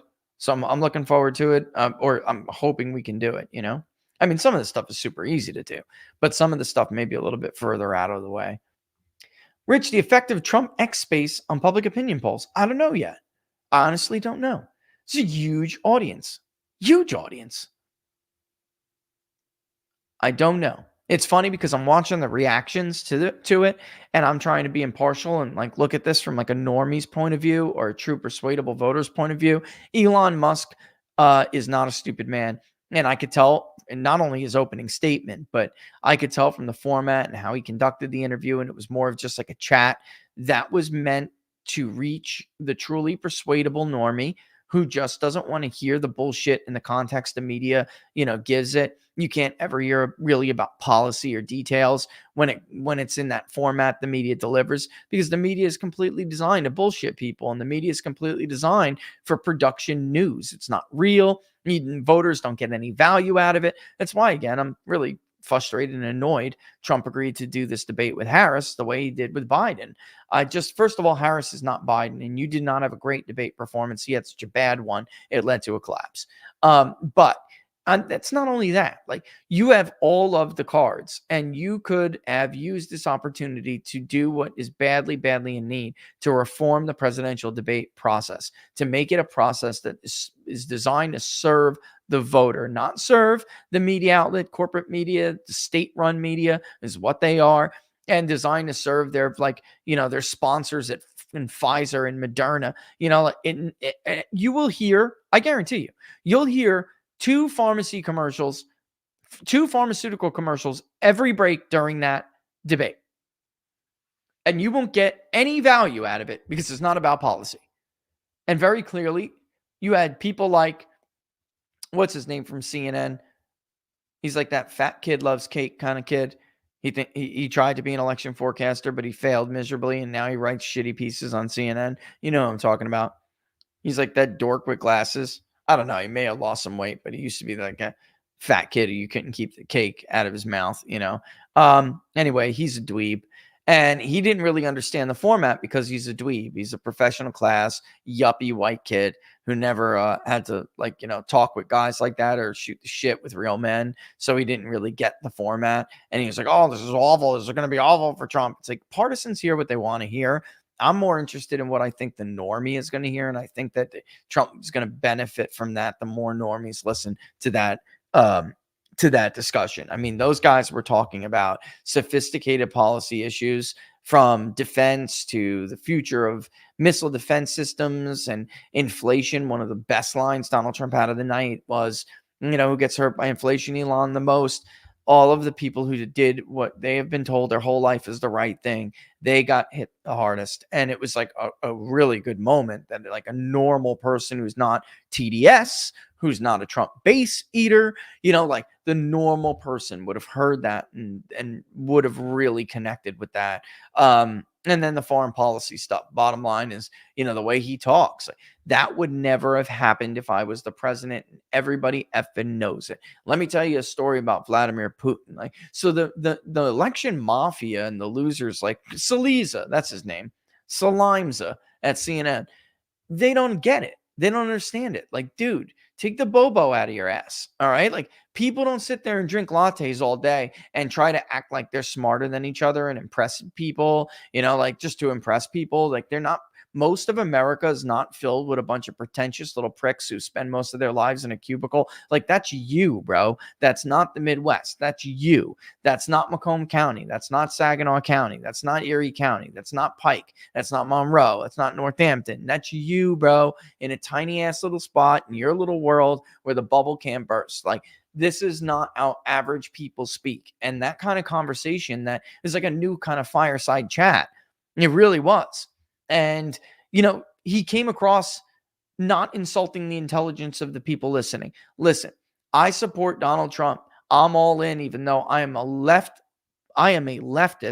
who supports Democrats. I supported Biden, but here's why I'm in on Trump. Like, if you just are honest with people, like Elon was honest with people, they're more inclined to listen to you instead of being a liar or a poser like Dana Bash and pretending you're a journalist and you're impartial and you're going to sit here and conduct this interview with JD Vance and lie the entire time. Do everything you can to try to cover for Tim Walz stealing valor. He is textbook 100% stolen valor. You're going to try to cover for Kamala Harris and pretend like she was not the border czar. This is unbelievable. You lose all respect when you pull that shit. You lose that.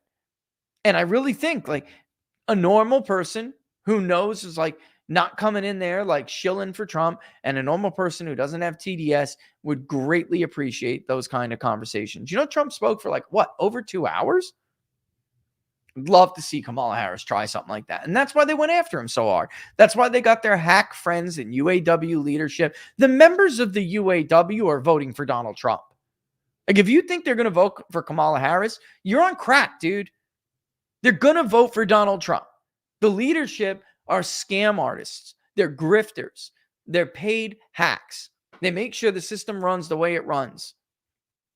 They'll try to put the screws to their members, but they waste the money to sue over that, file a federal labor charge against Trump and Elon for talking like that. Meanwhile, you have like people like Ron Filikowski, who claims to be a Reagan Republican. Hey, dick boy, Ronald Reagan fired every single air traffic controller who went on strike. Where were you then, working class hero? You're so full of shit. Unbelievably full of shit. Donald Trump could be the most Reaganite president in the world, and these TDS losers are going to forever act like this. When they wig out like that, it should immediately tell you that it was effective, and they never want them to do it again. Like, if they had a weekly talk, if Elon held a weekly X fireside chat with Donald Trump, that's their worst like nightmare, dude. Worst nightmare. And I appreciate that, William. Appreciate that. I'm still pissed about Pennsylvania in 2022. It's like, I firmly believe that there's always shenanigans in Pennsylvania, but 4 points is not shenanigans in a midterm. 4 points is Oz did not do his job and get people to the polls, because an Oz win was baked into the voter preference cake. It was. It's just that Fetterman and Democrats did such a great job on getting their hive mind to the polls. I mean, literally. They voted for somebody who's retarded. Unbelievable. How bad does your get out the vote have to be? How bad of a low turnout candidate are you, or a low motivated, no excitement candidate are you, right? To lose to a guy who can't even speak.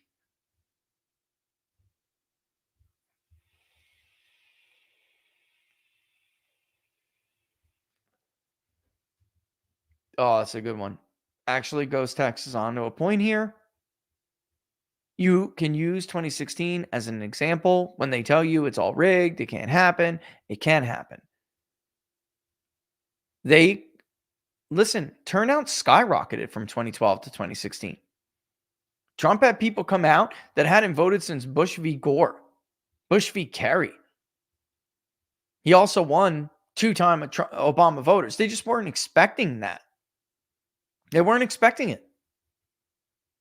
There are enough of them, and you can use 16 as an example. You can in your pitch to them for sure. That's what happens. That's what it looks like when you vote and they don't expect you to vote. Because if you don't vote, they're going to vote for you anyway. They're going to take your ballot, most likely, and they're going to vote for you anyway. That's what that indictment in Atlantic City just came down. It's exactly what happened. Philadelphia, same thing. It's hilarious to me all these people deny these electioneering schemes go on when you could just simply go to justice.gov, type in election fraud, and you'll see all the indictments. They don't go after any of the big boys and the big girls. It's usually only after someone loses their political cover that they're indicted because, of course, the FBI knows about it beforehand. They just don't do shit because it's such a corrupt system. But once someone loses their political cover, like you try to help Bernie Sanders and not Hillary Clinton and you don't get on the bandwagon, boy, you're going to get caught 2 years later. They're going to come for you. That's what happened there, by the way. Election judge, former representative, and then was a former congressman in Atlantic City, too. And then there's just people on Twitter going, yo, there's no widespread evidence of that. Dude, go to justice.gov and type in election fraud. You stupid? Anyway, but the numbers are so great. I would argue, Ghost, that the low prop voter pool this time that could make a huge difference is bigger than it was in 16, and the margins are bigger. Like Trump always led Hillary with the people we asked, about like whether they had not voted in 2012. Trump led Hillary among the unlikely voters. And this is a much, I'm not even arguing. I'm telling you, it's true. It's not only a bigger, it was like 12 points or something in 16, the final we had. He led her by a good amount. There was like that middle-aged new voter, he led by like 85-15. But when you take all of them together, the margin is bigger this time and there are more of them. So the impact could be even greater than 16. And here's the last. Oh, no, sorry. I'll go back to that. So I want to end with that one. In Connecticut, with no family in the swing states, is there anything I can do to help turn out in swing states? I mean, sadly, because Barnes and I did not put together our own thing. I mean, because it wouldn't have been successful anyway. The guy comes and takes all the oxygen out of the room. He takes all the money out of the room. I mean, you could phone bank and you could do stuff like that. That would require them getting back to you and giving you something to do, but you could do that. Aaron, I mean, honestly, I'll get back to you on that. I've thought about making some of these like just public facing databases, but understand if I do that, then everyone's going to have the opportunity to do it. So then it'll become who has the better ground game, who has the most invested grassroots operation, because even though Democrats have far fewer targets, they'll still be able to do it and they will do it. So, I mean, I get, tough on it. Hang tough on that. I don't honestly know what to tell you yet. Then again, though, I wouldn't write off Connecticut. If I was you, I would be doing that in Connecticut. You think it took Democrats one cycle to make Georgia more competitive? You have a lot of yuppies leaving Connecticut, living stuck with the working class, stuck there with bills to pay. It was a really crazy effort in Connecticut for early voting back in 22, and they were very successful. I supported Reagan 2 times. Oh, my boy Glenn. What's up, Glenn? I supported Reagan 2 times back in the good old days. Those days are over. Trump 2024. Totally different time period, Glenn, right? I mean, I think you'd agree. Totally different time period. So there you have it. All right. So don't forget, if you like the videos, I'm going to cook now. But if you like the videos, don't forget to like them. Share them far and wide. Hope you enjoyed going over the survey questionnaire today. We'll go over it one more time before we break for the weekend and launch it for the weekend, which we really must do, I'm telling you. Also, of course, the public polling project is out there. Share it far and wide. Subscribe. I mean, contribute if you can. The best thing you could do for sure right now is to make sure you like that video and subscribe to the channel. If you're on YouTube, take a minute of your time, mosey on over to Rumble, hit the like button, sign up, subscribe. The best place, of course, to follow us is right there. Damn it, it moved again. Right there. It didn't move. The mirroring camera function moved. peoplespundit.locals.com. peoplespundit.locals.com. You could just be a member there, but of course, you can also be a supporter. Public polling project's linked over there as well. You can see little hands in the air to see support our polls. Click on it, and you'll be able to see it. But yeah, like and subscribe, because of course, advertisements and algorithm. Advertisers, algorithm. All right, with that, I'm cooking. I'm out. Don't forget what I told you. All right, this is the game. This is how it is played. This is what you should expect to see. All right, I mean, I don't know what else to tell you. I just don't know what else to tell you. That's another reason why I want to get in the field, look at it myself, because I trust myself and I trust my own skills more than I trust anybody else. And that's for good reason. So I've been in this position before where I'm like the only one pushing back on BS. I think we have some more people willing to do it this year. But I will, of course, endeavor to get the most accurate result that I can. I'm not sure any of the rest care. All right, I'm going to let this clip from Harry run as I end the show. Here's Harry Enten Monday on CNN. Thanks for watching Inside the Numbers. See you in a little bit.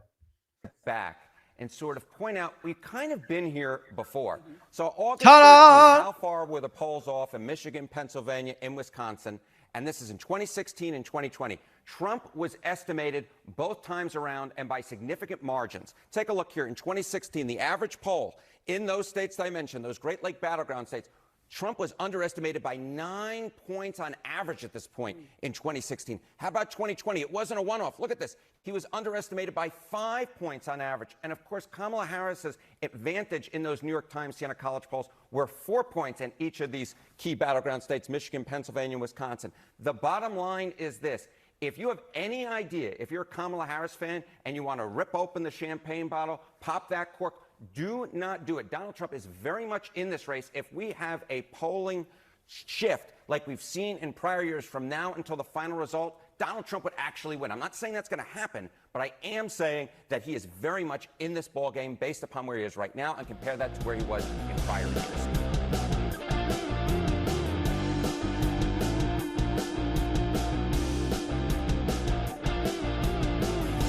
And it got worse for him in 2020 than it even was in 2016 after the month of August. Prepare yourself.